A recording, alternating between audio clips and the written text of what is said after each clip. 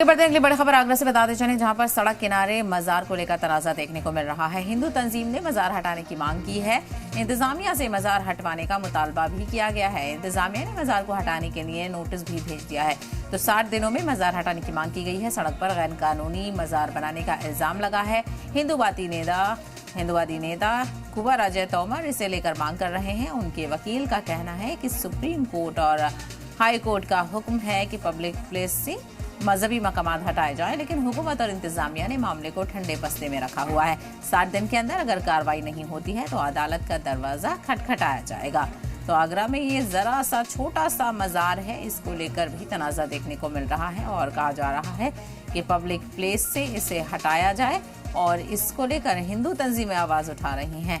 तो आजकल इस तरह के मामले खासा देखने को मिल रहे हैं और इंतजामिया ने मजार हटाने के लिए नोटिस भी भेज दिया है। 60 दिनों में मजार हटाने की मांग की गई है। सड़क पर गैर कानूनी मजार बनाने का इल्जाम लगा है। सुप्रीम कोर्ट के आदेश थे, अगर ऐसा कोई है मंदिर मस्जिद मजार तो उसको रास्ते में से तुरंत हटा दिया जाए।